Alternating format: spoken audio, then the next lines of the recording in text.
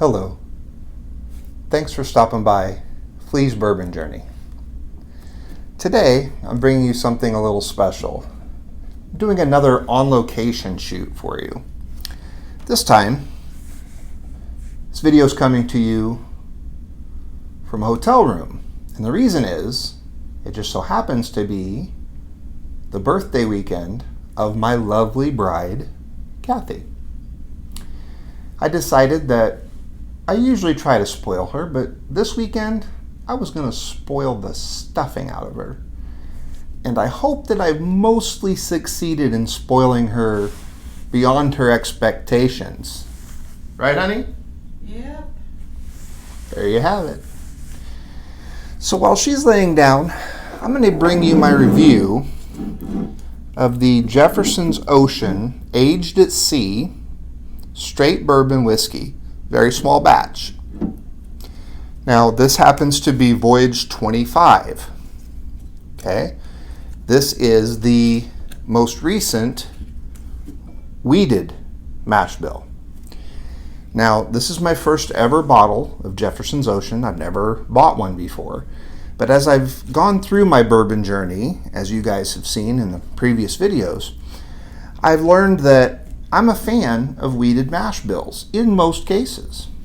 Matter of fact, as I'm making this video, I can't think of a wheated mash bill whiskey or bourbon that I didn't at least find somewhat enjoyable, and a lot of the times I enjoy them more than most others.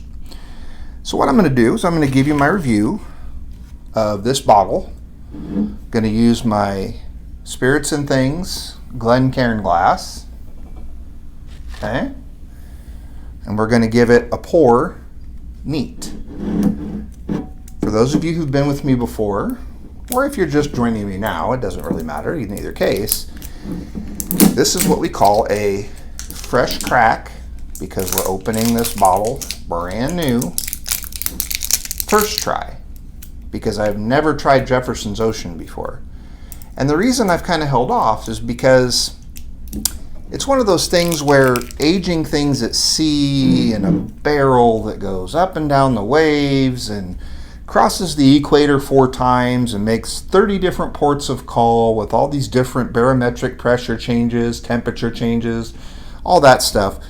It always seemed kind of kitschy to me. It didn't seem like it was as valid as a rickhouse age. It seemed like it was more gimmicky to me. But I thought, you know, if I'm going to try something that's a little gimmicky, which some refer to this as hyper-aging, not sure exactly where they came up with that.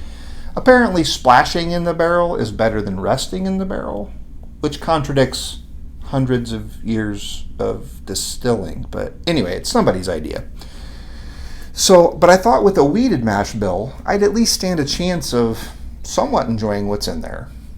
So let's give it a try. Let's see what we think. I just love that sound. No matter how many times I fresh crack a bottle, I still love the sound of a cork. What do you guys think? You guys like the sound of the cork popping?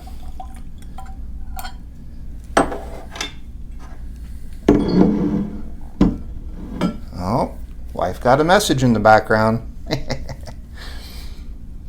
All right, guys, so I want to start off by telling you that the color on this is very pale. This has the color of watered down apple juice, in fact. Not much color to it at all. Now, typically more color equals more tannins pulled from the barrel, more flavor, more variety of flavor complexity. Now, I'm not saying 100% of the time because I haven't tasted this yet. But I'm not setting my sights very high for this one, given how pale it is. Let's see what the nose thinks. What kind of aromas I can pick up here.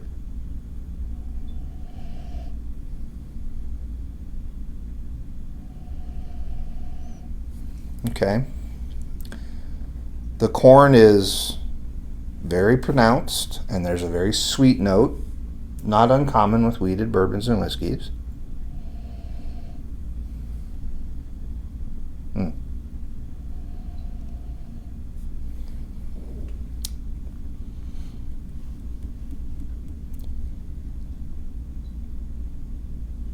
I had to check it again, but it smells vaguely of sweet peas.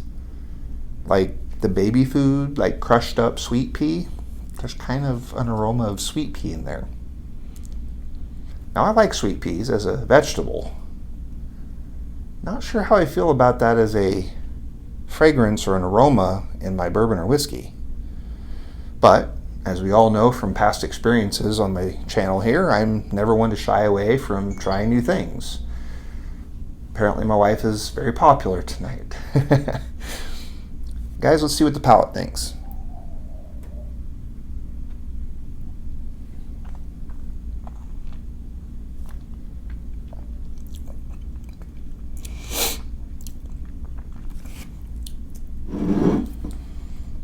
Okay, so this is listed at 45% alcohol by volume, 90 proof. And I'm going to tell you right now, it drinks higher than 90 proof. It's got quite a bit of bite. Now, the bite of the heat, notwithstanding, even though it has heat, it is still smooth.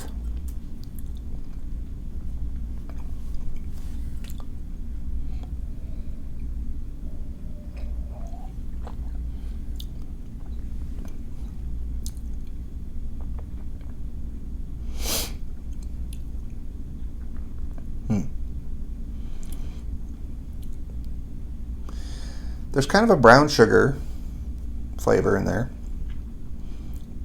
Definitely getting corn. Not really much oak. Not much else, to be honest with you. Some corn and some brown sugar. It's very, very weak.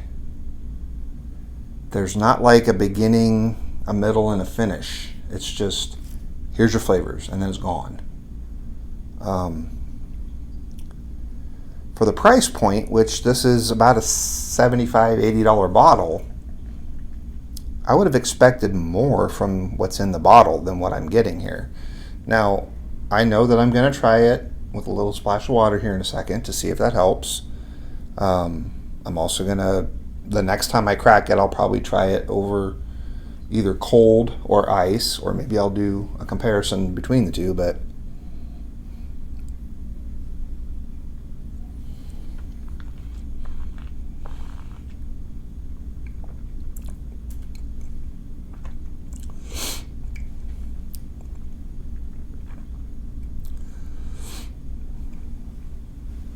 that's it, guys. There's just not much to this. Corn, some brown sugar, and then it's gone.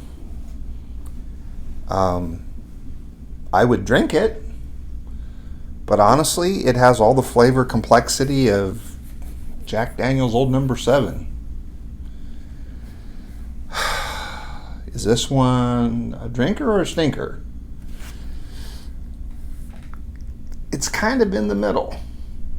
It's not bad to drink, but it's not great. I won't buy another one. But it's not bad either. It's just uncomplicated. It's relatively smooth, but it does retain a heat above 90 proof, in my opinion.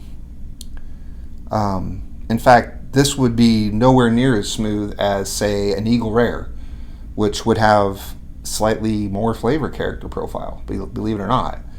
And that's a $35 to $50 bottle in a bottle of Eagle Rare. Different manufacturer, different distillery, different process of aging. But for somebody who's just coming into whiskeys and bourbons, who doesn't really know anything about them yet, this wouldn't be a bad place to start, because there's very little complexity. You can figure out those flavors pretty easy, and it would be a good beginner's bourbon. Unfortunately, I wish that it was far less expensive. So, all things considered, doesn't have a lingering finish, doesn't have complex flavors, drinks above its proof as far as having more heat, is only a little bit smooth, and is not a bargain value at $80 a bottle. Stinker. in my opinion, this would be one to pass on. On a 3 to 13 scale, I'll be generous and give it a 5. And trust me when I say I'm being generous. If you put this in a blind with Jack Daniel's Black Label, Jim Beam White Label, this, and Evan Williams, I can't promise you I'd pick this out of the 4 of them. And those are all $20 bottles or less. Guys, bear in mind, this is just one guy's opinion. I'm not here to tell you what you should or shouldn't drink. I'm just giving you my thoughts on what my palate picks out for the flavors. Heck, the next guy might pick out all kinds of flavor characteristics that I'm not picking up. That's the beautiful thing about whiskey and bourbon, and this bourbon journey that we're all on, is that there's so many choices. You don't have to like what I like. You don't have to drink what I drink. You drink what you want to drink. Guys, thanks for joining me here on location at Flea's Bourbon Journey. I hope that you enjoy your bourbon journey. If you like this video, don't forget to like it. If you know somebody else who might appreciate it, go ahead and share it. And if you want to see what I do next,